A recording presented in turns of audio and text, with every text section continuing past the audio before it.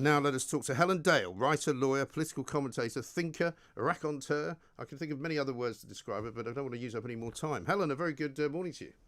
Good morning, Mike. How are you? I'm very well indeed. Very well indeed. I'm venting my spleen. I had a couple of days off at the weekend, feeling refreshed. Happy birthday for Monday. Thank you very much indeed. I had a very nice weekend, and it's amazing how a couple of days off, when you haven't had any for such a long time, can make a bit of a difference. And so, well, my partner and I are currently on the holiday merry-go-round because we booked quite a long time ago on the basis that it was on the green list and likely to stay there because it was like the UK with very high vaccination rates. We booked a sunny holiday in Israel in September.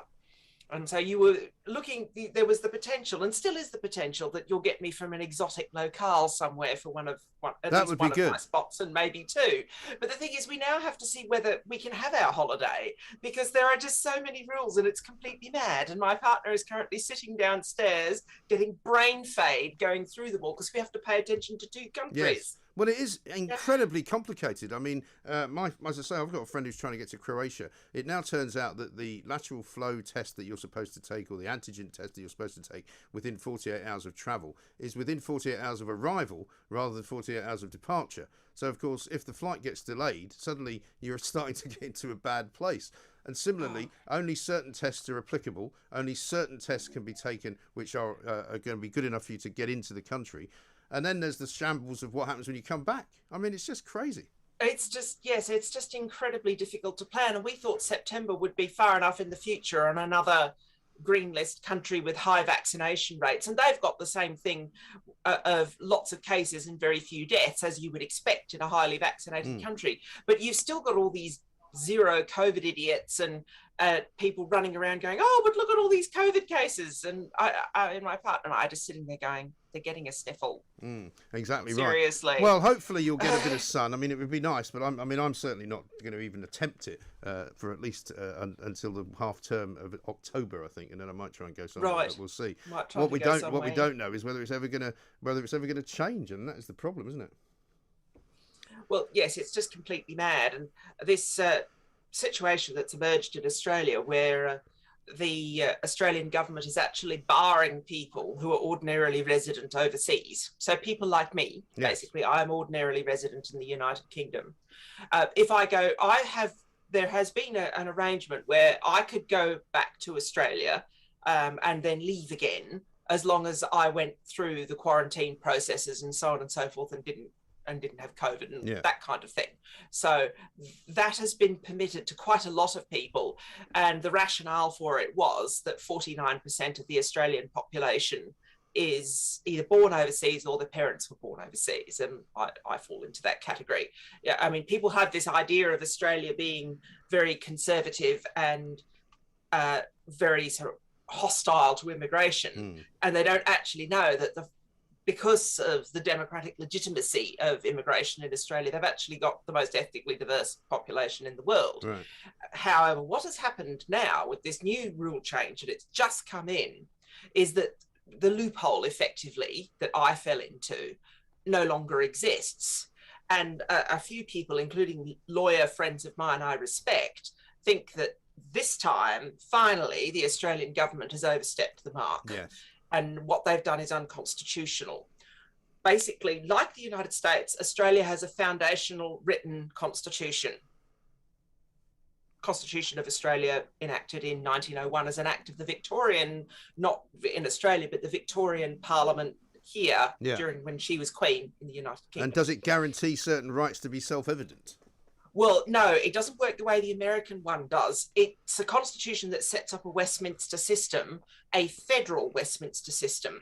And the most important thing you need to understand is that in Section 51, a long list of heads of power is set out that are the preserve of the federal government, the Australian equivalent of Westminster. Right. Anything that isn't in that list belongs to the states. The states have what's known as plenary powers. So this is the difference between federalism and devolution. In devolution, the powers are very carefully set out because it's a lesser arrangement than federalism. Federalism gives the states a lot more freedom. Yeah. which is why you've had border closures in Australia between the states that have worked, which you can't do between the home nations here, because the United Kingdom is a unitary state. Well, I mean, I think Nicola Sturgeon would have quite liked it if she could. She tried it on, and it didn't work. Right. It's not going to fly in a unitary state, and people realise that eventually. Australia is a different system. Now, one of those heads of power that is supposed to belong to the Commonwealth is quarantine. However, it's an unusual head of power in that it's what's known as a concurrent power. The states also share some of the quarantine power. And so what has happened is the Australian federal government has set up a shell of legislation that allows the states to run the quarantine system under the aegis of federal border control rules. But the thing is, quarantine, which Australia has always had and has had to have to protect its environment, because I think even most British people are aware of the fox story and the cat story and the cane toad story. Yeah. If you let other things into Australia that are not part of the natural environment, all sorts of things go wrong. Really catastrophic biohazards, basically. Right. So, but I mean, have they not also just announced that the Olympic team are going to have to quarantine for 28 days? Well, that's only one state, South Australia. We'll come to that in a minute. But the thing is, quarantine controls people coming into the country. It's not about controlling who leaves it. Yes, but that's what they're now trying to. But that's what they're now trying to do. That's what they're now trying to do. You have to stretch the meaning of quarantine to make it not quarantine in order to do what the Australian government is currently attempting to do. And what is their logic for that exactly? I mean, why do they say to you, if you go back and you live abroad, you can't leave until they give you permission? What's that all about? The rationale is basically to stop people using the quarantine facilities, because for a number of the states, with Australian citizens, Australia is one of these countries that draws a large difference between citizens and non-citizens. It's like the Romans, basically. Some states were paying for quarantine for Australian nationals, so it's very expensive. The number of quarantine places, because the Australian system is very rigid, is limited. So it is literally the state premiers went to the federal government, and because it's a concurrent power, they can pull on the federal government's tail in this way, because it's shared between the states and the federal government. It's not just the one or the part of the state's plenary powers. And they've pulled on Scott Morrison's tail and said, okay, we haven't got enough places to manage this, and it's contributed to the Delta outbreak, which it has in New South Wales. So therefore, you need to make it easier for us to run our quarantine system. Here's the easiest way to do it. And the federal government has rolled because of that constitutional arrangement. But the point is, they haven't appreciated, as they've enacted, and I read the legislation this morning, as they've gone and enacted this, that they have to change the definition of quarantine for that law to, in my view, I'm not a constitutional specialist, but I do know my own country's law pretty well. They have to change the definition of quarantine to make that fly. Yeah. And I don't think the High Court of Australia, when this is tested, and it will be tested, I don't think the High Court of Australia is going to tolerate that. Not changing the language of the country's, the meaning of the language in the country's constitution. No. That's not the way the Australian system has ever worked. But this is the trouble, isn't it, Helen, with the way that the sort of the power grab has gone, if you like, because politicians, I don't know if you saw, as I did this morning, I saw a clip from Sky News Australia, where that guy, who's always very amusing, former rugby player, I think he is, was pointing out that the Secretary of State for Health was making a press conference somewhere, and she's apparently had something in her eye. So she asked one of her colleagues for a tissue, and the colleague took the tissue out of his pocket, which didn't appear to have been in a tissue box of any kind or wrapped up, handed it to her. She then rubs it all over her face and gives it back to him, right? And he's going, this is not what we're supposed to be doing. I mean, he's not a lockdown fanatic, but he's quite the opposite. But he's saying this is what the people are doing who run the country, right? In full view of television cameras. Well, I do think there is something in this. Konstantin Kizin wrote a very good piece for Tablet, not the Catholic magazine. There's another tablet that's mainly in America that's Jewish. It's traditionally Jewish, and it's very good. Some of the best journalism I have seen, and not about the Middle East. They very seldom talk about the Middle East, or if they do, I've never seen it. Just general news stuff. He wrote a very good piece for Tablet for the Jewish press, where he was pointing out that this kind of hypocrisy is just fatal to people's ability to take senior figures seriously when it comes to, and it's been much worse in America than here. I mean, we had Professor Ferguson, the bonking boffin, and Dominic it continues Cummings. here, though. We've had Alok Sharma recently, the climate change minister, flying around to 30 different destinations and not quarantining. Yes, I mean, on you the really basis do that he wonder. had to have a face-to-face meeting. Well, I have to have a face-to-face meeting with my mother, but apparently I'm not allowed to. But in America, it has been much, much worse with this hypocrisy, and presumably because the tablet's an American publication. Konstantin goes through a lot more of, in his piece, a lot more of the American examples, and they're just completely mad. And ordinary Americans, regardless of politics, because they've got a twofold vaccine hesitancy issue. They've got some religious conservatives, evangelical Christians, have a problem with it, but they've also got the same vaccine hesitancy amongst ethnic minorities and Muslims that we do here, although it's for very different reasons, because there was actually a number of genuine historical examples where the government in the United States, and it's very well known, even without being taught at school, this is the kind of thing that just becomes a folk myth amongst people, where literally the US government put stuff in the water in areas where mainly black people lived, and it did weird things to them. And this is without any stupid Black Lives Matter or anything like this. This has been known for decades amongst African Americans, and they tell these stories to each other, and it would not need to be taught for a single day in any American school, and they would all still know about it, because that kind of thing just gets around. So there are all sorts of issues with that over there. But you look at the behavior of, for want of a better word, the American elect. I mean, I use the word elect because of that country's long history of Puritanism and Protestantism, the behaviour of the country's elect, and then the expectations that are being shoveled out on ordinary Americans, particularly ordinary poor Black Americans.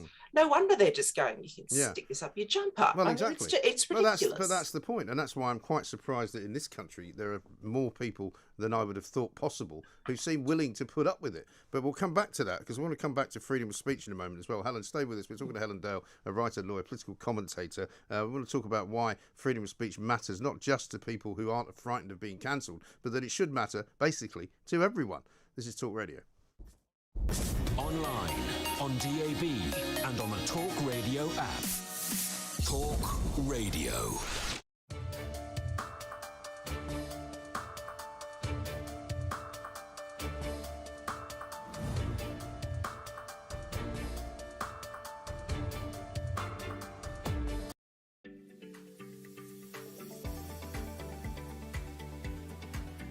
Online and on your smart TV. Talk Radio TV weather. I'm Helena Humphrey with your weather on Talk Radio TV.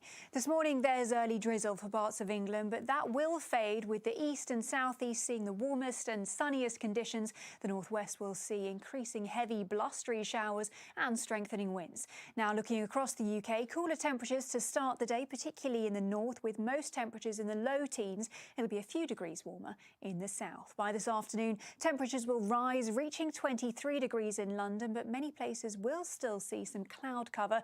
The southeast will see the best of the sunshine. Looking ahead to your 5-day forecast tomorrow in London, it'll be breezy with sunny spells. There'll be a top temperature of 23 degrees across the weekend. Saturday is likely to be dry but cloudy, and that'll turn wetter and windier on Sunday with some rain. Maximum temperatures will dip to 21 degrees early next week. Further north in York, tomorrow will also start breezy with a chance of a light shower, but temperatures will reach 21 degrees, mainly dry and fine on Saturday. Sunday will be wet and windier. The maximum temperatures will be steady at 19 degrees. Turning to Aberdeen, bright spells with occasionally heavy showers tomorrow. It'll hit 19 degrees, the highest for the next few days. Scattered showers across the weekend with some brighter spells. Meanwhile, in Algeria, wildfires are ravaging forests and villages east of the capital Algiers. Dozens of people have been killed as firefighters and the army battle the blazes. Temperatures there have reached 46 degrees Celsius. And stay with us for more weather updates throughout the afternoon here on Talk Radio TV.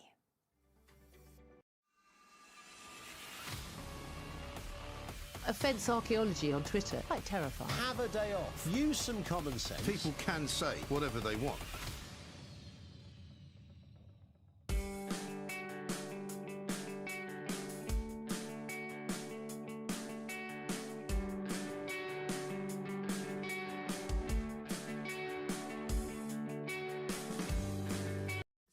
This is Talk Radio. Across the UK, online, on DAB+, and on the Talk Radio app.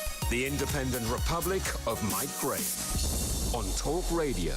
Talk Radio is now on your TV. Download the Talk Radio TV app or go to talkradio.tv for details on how to watch. We're talking to Helen Dale right now. Just let me read this to you, which is coming from Mark, who is a delivery driver. He says, I deliver internal mail to GP surgeries, and the majority of them are completely empty. In fact, I'm sometimes finding myself wandering around the surgery looking for somebody, member of staff, to sign something. Most that are open close on Friday lunchtimes until Monday. Why aren't they opening at the weekends to get patients treated? Well, very good question. You know, they don't seem to want to operate at all. Philip from Bournemouth says this, Mike, as I understand it, Hancock contracted private health beds to ease the pressure on the NHS. Apparently they weren't actually used. Anyone with an ounce of common sense would have used those beds for all the operations that were backing up. Then we wouldn't have the massive backlog that we have now. Well, again, common sense would suggest that that's what you would do, wouldn't it? Instead, we've got 5.5 million people waiting for a treatment on the NHS. We'd love to hear from more of you, so please do make your calls. 0344 499 1000 is the number. Let's go back to Helen Dale. Helen, let's talk a little bit about free speech before we finish up, because a good piece that you retweeted this week from Patrick West in The Spectator, who makes the point basically that if we're not careful, we'll end up with the only people being allowed to say whatever they like are the people who are either older and richer and more sort of secure in their situations, in their careers or whatever, than those people who feel that they might be cancelled if they say something that somebody doesn't like. Yes, Patrick. The author is Patrick West, and I understand he's related to Ed West, although I'm not quite sure whether they're brothers or cousins or something like that. But I just read it, and I have made the argument myself, but in a sort of more abbreviated form, in an interview for Trigonometry, mentioning Konstantin Kizin again, where I said you can't have a situation where the only people with freedom of speech are upper middle class Shire Tories who own property. Yes. I mean, I fall into that category, and I had that sensation when I read Patrick West's piece of, my goodness, I feel seen, for the simple reason that I don't think this is at all healthy. And I recognise the distinction that he makes between, you get people who are very, very wealthy, spectacularly wealthy, like J.K. Rowling, right, or Tom Stoppard, or the Dickinson from Iron Maiden. Because I mean, in J.K. Rowling's case, if J.K. Rowling wanted to make another movie, she could just make another movie and pay for it herself, right? And then make an enormous amount of money out of it simply because it's J.K. Rowling. Yeah. Yes, I mean this is the I think she's still the only billionaire author on the planet, even though she's given a lot of money away. Yes. Because she just makes so much money. So that she's the example of the very wealthy. Then you get people who, like you and I mean, I know you used to work at the Mirror, so you're probably going to bristle a bit at this suggestion. But you and I, who are conservative journalists. Well, you see, I don't really call myself that. I mean, there are times when I might sound like one, and there are times when I might be painted as some kind of right-wing bigot, but it doesn't actually mean that I can't see the other side of the argument and sometimes actually support it, you know? Well, exactly. That's the point. A point of journalism. It's called being even-handed. You're supposed to do it, that kind of thing. So there's a degree of pass for journalists that are in a relatively secure position and tend to be associated with the Tory press. And I fall into that category, and to a degree, so do you. So we've got a degree of freedom of speech as well. But the people at particular risk, and this is where Patrick West's piece doesn't go into this, but other people have written about it, is this free speech fight is also an awful intra-lefty fight. The people they are most angry with are other lefties. Yes. So the people who get absolutely traditional pro-free speech liberal lefties. So the people who get absolutely dogpiled, and J.K. Rowling is just the most famous example, but even other commentators who are associated with the left who've written for the New Statesman and that kind of thing. So you see people like Helen Pluckrose or Francis Wheatman or David Aranovich or that kind of thing, people who are associated with the left and then take a position that's considered to be either conservative or on the right. So you get Paul Embry, the lefty trade unionist, is pro-Brexit, so he gets sacked. Suzanne Moore, the feminist, has lefty feminist has issues with the transition debate, so she gets sacked. She gets sacked from the Guardian. And funnily enough, in this piece, they say people like Suzanne Moore are okay because they're relatively well protected because they've got a reasonable amount of money, but not necessarily, because if you make your money from writing and you make your money from selling books and make your writing from writing columns, and you can't get an outlet for any of that, then you're not actually all right. You have been cancelled. You have, and this is why he qualifies Patrick West qualifies his comments about Paul Embry and Suzanne Moore for the simple reason that could have gone very, very badly. Paul Embry luckily won his litigation against the Fire Brigades Union, and it's dreadful that it had to happen in the first place, for the simple reason that that's not the purpose of the Fire Brigades Union. The purpose of the Fire Brigades Union is to look after firefighters. I mean, this. Well, you would think. Yeah. Not to say what has Brexit? Not to say if you're a firefighter, you're not allowed to vote for Brexit. I mean, that's nonsense. Yeah, it's just bad. I mean, you can imagine like fishermen or car manufacturers or whatnot in whatever direction popping off about Brexit. That makes sense. They do trade. But firefighters? Why does the union have to have a corporate position on Brexit, for goodness sake? I mean, if you're going to be rescued from a burning building, you're not going to ask the guy's political persuasion. Who did you vote for in the last election before you saved my life? Otherwise, you can't come in. Yes, it's completely ridiculous. But then at a step down from people like Paul Embry or Suzanne Moore, who may be okay because they've been able to find other outlets, although Suzanne Moore has made the point.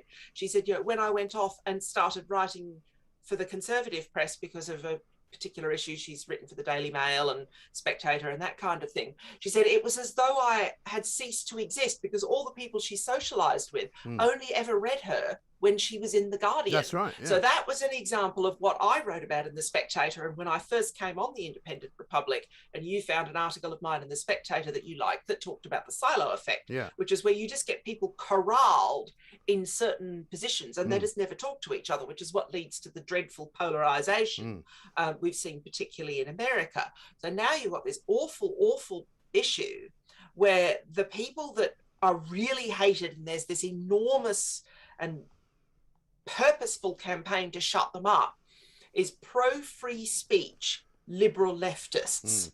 And everyone can think of J.K. Rowling, but it's and the really famous ones who are so famous that they can say what they like. But what if you're a young left-leaning person or someone just starting out who happens to believe in freedom of speech and think you have a right to participate in the public square? Well, that's how you finish up with all those anonymous accounts on Twitter. That's what causes it. Yes, and that is the problem. And then that causes other problems as well. But Helen, listen, we've got to leave it there. Thank you very much indeed. Helen Dell, writer, lawyer, political commentator, of course, as well. Hoping to go on holiday to Israel at some point, if in fact you can get there, if in fact you can work out what the testing regime is, if in fact they let you in, and if in fact you can come back. Apart from that, it's all brilliant stuff. This is